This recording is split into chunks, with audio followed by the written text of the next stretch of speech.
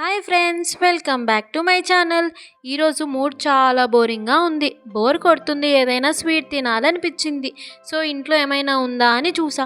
Bread packet మాత్రమే ఉంది. అప్పుడే థాట్ వచ్చింది, బ్రెడ్తో ఏమైనా స్వీట్ చేసుకుందామని. సరే, కోవా బ్రెడ్ టోస్ట్ చేసుకుందామని స్టార్ట్ అయ్యాను. ముందుగా దీనికోసం నేను 4 బ్రెడ్ పీసెస్ అయితే తీసుకున్నాను. ఆ బ్రెడ్కి సైడ్ ఎడ్జెస్ అయితే కట్ చేసుకున్నా. తర్వాత ఒక్కొక్క బ్రెడ్ పీస్ని 4 పీసెస్ లాగా కట్ చేసి పక్కనైతే పెట్టేసుకున్నాను.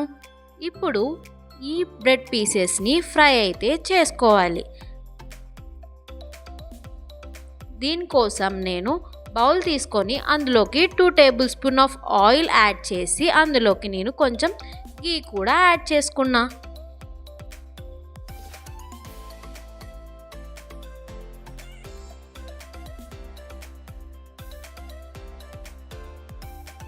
ఇప్పుడు మనం కట్ చేసి పెట్టుకున్న బ్రెడ్ పీసెస్ని అందులోకి యాడ్ చేసి డీప్ ఫ్రై అయితే చేసుకోవాలి, బ్రౌన్ కలర్లో వచ్చేదాకా.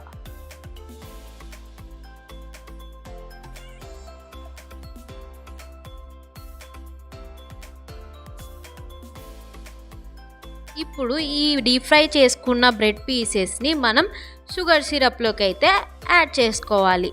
దీనికోసం నేనైతే ఇప్పుడు సిరప్ అనేది ప్రిపేర్ చేసుకుంటున్నాను.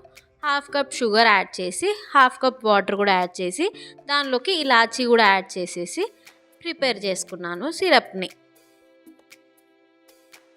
ఇప్పుడు అందులోకి మనం ఫ్రై చేసి పెట్టుకున్న బ్రెడ్ పీసెస్ ఉన్నాయి కదా, అవి అయితే దాంట్లోకి సోక్ అయితే చేసి పక్కనైతే పెట్టేసేసుకోవాలి.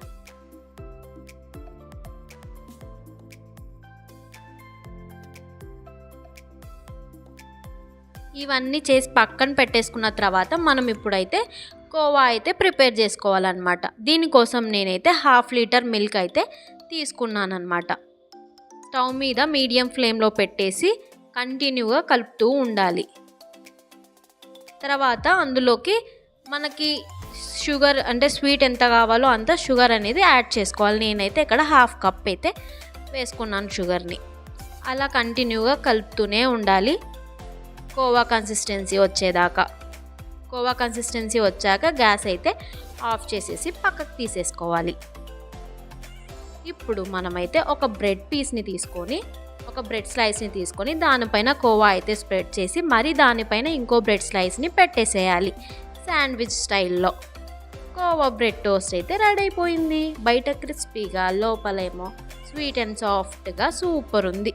ఒకవేళ ఈ రెసిపీ మీకు నచ్చినట్టయితే do like, share and subscribe to my channel. Bye bye. Subscribe చేయొచ్చు కదా.